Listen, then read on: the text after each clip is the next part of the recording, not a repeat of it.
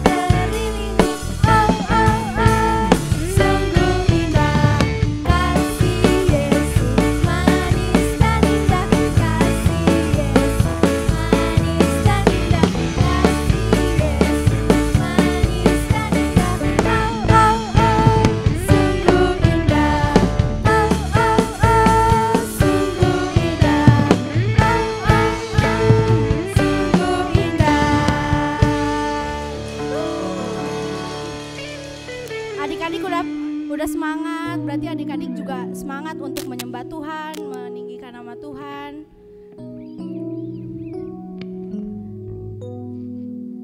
Adik-adik mau lebih serius lagi, mau menyembah Tuhan.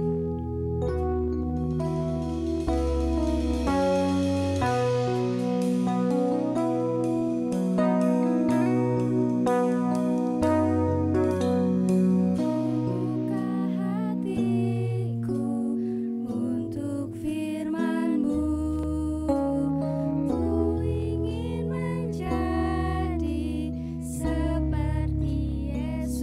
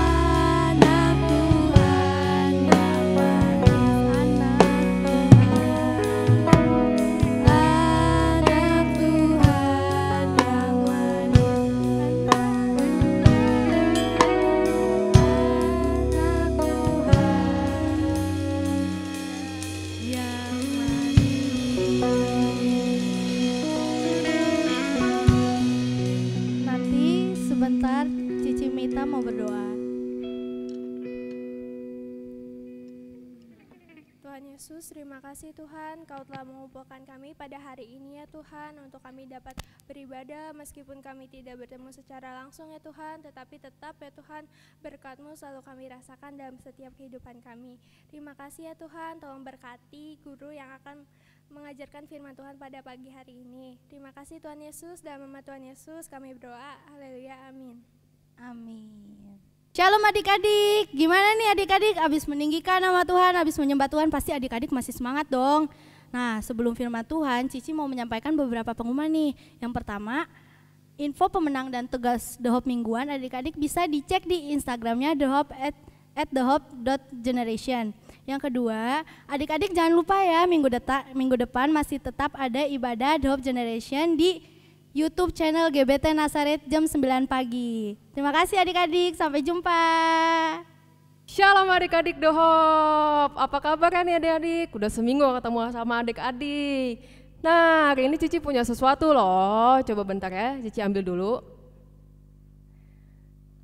Nah ini, adik-adik tahu nggak ini apa? Masa adik-adik nggak tahu sih? Ini adalah mata uang rupiah Indonesia, tepatnya ini uang 100 ribuan, warna merah. Nah terus apa hubungannya Cici mau kasih uang ke adik-adik? Enggak adik-adik, tapi maksudnya Cici itu mau jelasin nih. Coba adik-adik perhatiin deh, di mata uang 100 ribu ini ada gambar Soekarno Hatta atau Insinyur Soekarno. Siapa ya Insinyur Soekarno itu? Insinyur Soekarno itu adalah pelopor kemerdekaan Indonesia, kalau adik-adik yang belum tahu nih. Nah terus Cici mau bahas Insinyur Soekarno nih firman Tuhan hari ini? Enggak adik-adik, tapi Cici akan bahas tentang tema cerita yaitu pahlawanku. Nah jadi adik-adik simak baik-baik ceritanya, karena nanti di akhir firman Tuhan Cici akan bagikan tugas untuk adik-adik yang nantinya dibagikan melalui grup WA The Hope Generation. Nah jadi adik-adik simak baik-baik ceritanya ya. Oke, nah terus hubungannya pahlawanku sama firman Tuhan apa Ci? Nah Cici akan cerita salah satu tokoh Alkitab yaitu Musa. Jadi ceritanya nanti Musa akan membawa atau membebaskan bangsa Israel keluar dari Mesir. Nah cerita awalnya gini nih adik-adik. Lalu ketika Tuhan ngobrol sama Musa, Musa, pergilah kepada Firaun dan bawalah umatku Israel keluar dari Mesir. Iya Tuhan, tapi bagaimana kalau mereka tidak percaya kepadaku? Aku kan tidak pandai berbicara Tuhan. Aku kan masih muda juga Tuhan. Musa, pergilah, nanti aku akan menyertai engkau. Jangan takut Musa. Iya Tuhan, tapi kenapa harus aku ya? Kenapa enggak yang lain aja Tuhan? Masih banyak kan yang lebih layak daripada aku. Tidak Musa, pergilah sekarang dan bawalah umatku Israel. Baiklah kalau begitu Tuhan. Nah adik-adik, kelanjutan ceritanya gimana ya? Kelanjutan ceritanya, Musa menerima utusan Tuhan untuk membawa bangsa Israel keluar dari Mesir. Tapi banyak banget nih tantangannya adik-adik. Musa harus bertemu dengan Firaun. Nah, gimana ceritanya ya? Nah, jadi awal ceritanya ini Musa datang kepada Firaun. Nah Musa ngomong, "Hei Raja Firaun, beginilah firman Tuhan, biarkanlah umatku Israel pergi untuk mengadakan perayaan bagiku di padang gurun." "Siapakah Tuhan itu? Aku tidak kenal Tuhan," kata Firaun. "Dan aku tidak akan membiarkan bangsa Israel pergi dari negeriku ini." Wah, lalu kata Musa, "Ayolah Raja Firaun, hanya 3 hari saja untuk mempersembahkan korban kepada Tuhan, supaya nanti tidak tidak ada malapetaka atau penyakit sampar yang datang ke negeri ini, Raja Firaun. Alah, kata Raja Firaun, sekali tidak ya tetap tidak. Aku tidak percaya Tuhan, kata Raja Firaun. Nah, adik-adik, Raja Firaun susah banget ya, hatinya keras banget. Nah, karena hati Raja Firaun keras, maka Tuhan akan mendatangkan tulah. Nah, kira-kira ada berapa tulah nih adik-adik? Coba. Ada 10 tulah. Nah, kalau adik-adik tahu, setelah tulah 10 itu, akhirnya Firaun tahu dan mengerti, hatinya luluh. Nah, lalu kata Firaun gini kepada Musa, "Hei Musa, bangunlah, bangunlah, pergilah, bawalah umatmu Israel keluar dari Mesir, keluar dari negeriku, dan beribadahlah kepada Tuhan." Wah, atas tawaran tersebut, maka Musa beserta umat Israel langsung pergi. Nah, kalau adik-adik tahu, bangsa Israel itu udah lama banget tinggal di Mesir. Udah sekitar 430 tahun lamanya, coba adik-adik bayangin. Nah, lalu Musa menyeberangi laut Teberau bersama bangsa Israel. Nah, tapi mungkin gak ya bisa nyeberangin laut? Kan harus pakai perahu. Nah, tapi Tuhan membuat segalanya itu mungkin. Nah, Tuhan menyuruh Musa untuk membelah laut. Wah, hebat banget ya Tuhan ya. Nah, kan adik-adik nanti bisa baca kisahnya di Keluaran 14 ayat 21. Nah, makanya lalu setelah laut itu terbelah, bangsa Israel bisa keluar dari negeri Mesir itu. Dan akhirnya bangsa Israel bebas deh. Nah, adik-adik, kita baca dulu yuk ayat di Keluaran 3 ayat 10.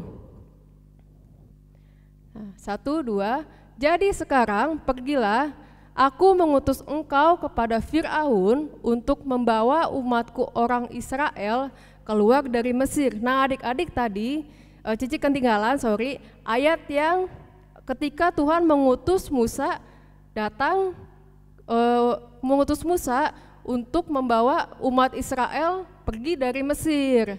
Nah, catat ya adik-adik ya. Nah, lanjut lagi. Lalu setelah bangsa Israel bebas, akhirnya semua bangsa Israel percaya kepada Tuhan. Nah, ceritanya gitu adik-adik. Nah, terus hubungannya pahlawan sama Musa apa ya? Nah, jelas dong adik-adik, Musa kan membawa bangsa Israel pergi keluar dari Mesir atas pimpinan Tuhan. Nah, ia dipercayakan sebagai pemimpin atau kita sebutnya sebagai pahlawan adik-adik atau superhero yang adik-adik tahu ya. Nah, ia bisa menyelamatkan dengan pimpinan Tuhan, menyelamatkan bangsa Israel keluar dari Mesir dan melakukan mujizat-mujizat. Nah, tapi adik-adik juga harus tahu, sama seperti Tuhan Yesus telah menyelamatkan adik-adik, ia mati di kayu salib, datang ke dunia, mati di kayu salib, menebus dosa adik-adik, menebus dosa Cici, orang tua adik-adik, dan semua manusia. Nah, itu semua karena apa coba adik-adik? Yuk kita baca di Yohanes 3 ayat 16. Karena begitu besar kasih Allah akan dunia ini, sehingga ia mengaruniakan anaknya yang tunggal, supaya setiap orang yang percaya kepadanya tidak binasa, melainkan beroleh hidup yang kekal. Nah, jadi kenapa sih Tuhan kok mau ya datang ke dunia menebus dosa semua manusia yang sudah terbelenggu oleh dosa? Itu semua karena besarnya kasih Allah atau kasih Tuhan. Nah, kalau Cici sangkutin sama kehidupan adik-adik sehari-hari, contoh orang tua. Orang tua itu adalah pahlawan di keluarga. Kenapa coba adik-adik? Karena mama melahirkan. Terus papa bisa nyekolahin adik-adik. cari uang, sekolahin adik-adik. Nah, mereka memperjuangkan masa depan adik-adik, berarti mereka itu adalah pahlawan juga buat adik-adik. Nah, contoh lagi, guru-guru. Entah guru-guru di sekolah, guru-guru sekolah minggu. Nah, guru-guru di sekolah, mereka menyumbangkan ilmu atau memberikan ilmu pengetahuan buat adik-adik, dengan sabar ngajarin adik-adik, supaya adik-adik tuh bisa mengerti. Nah, mereka juga pahlawan di sekolah buat adik-adik. Tapi yang paling terutama dan terpenting nih adik-adik, Tuhan Yesus itu ada pahlawan di kehidupan adik-adik. Karena dia, kalau misalnya Tuhan Yesus nih nggak datang ke dunia, terus nggak menebus dosa umat manusia, nah adik-adik mungkin ya nggak bisa sekolah dengan tenang, atau mungkin nggak bisa sekolah adik-adik, atau mungkin adik-adik nggak terlahir juga ke dunia ini mungkin, atau bisa aja mungkin adik-adik nggak bisa makan enak, nggak bisa main game, atau nggak bisa nonton YouTube. Nah kayak gitu ya adik-adik, adik juga nggak bisa ke gereja. Nah oleh karena itu Tuhan memperjuangkan kita dengan mengorbankan tubuh dan darahnya. Nah makanya adik-adik, oleh karena itu, nah adik-adik tetap harus menghargai jasa pahlawan. Tadi contohnya pahlawan, terutama Tuhan Yesus mati di kayu salib. Nah yang kedua orang tua pahlawan di keluarga adik-adik. Terus guru-guru yang memberikan ilmu pengetahuan untuk pendidikan masa depan adik-adik. Nah mereka itu semua adalah pahlawan. Nah makanya adik-adik, oleh karena itu kalau misalnya adik-adik mau menghargai jasa Tuhan Yesus, nah makanya adik-adik rajin ibadah, rajin berdoa. Nah itu salah satu adik-adik menghargai dan menghormati Tuhan Yesus. Nah kalau untuk menghargai orang tua, contoh adik-adik membantu orang tua, mendoakan mereka. Nah itu juga untuk guru-guru sama seperti itu. Nah makanya adik-adik, sekian cerita dari Cici, semoga adik-adik bisa menangkap apa yang Cici ceritakan. Nah sekian, sebelum kita menutup firman Tuhan ini, mari kita berdoa sama-sama. Terima kasih Tuhan Yesus, terima kasih untuk berkat-Mu hari ini Tuhan. Tuhan telah memberikan kesempatan kepada kami Tuhan untuk beribadah Tuhan. Tuhan kiranya Tuhan apapun Tuhan yang disampaikan oleh Cici Sheryl Tuhan boleh bermanfaat Tuhan untuk adik-adik Dohop. Biarlah Tuhan adik-adik Dohop juga semakin menjadi anak yang takut akan Tuhan dan menghargai Tuhan, menghargai keluarganya, menghargai orang tua, guru-guru. Biarlah Tuhan semuanya kami menyerahkan hanya di dalam nama Tuhan Yesus Kristus. Kami berdoa dan bersyukur. Haleluya. Amin.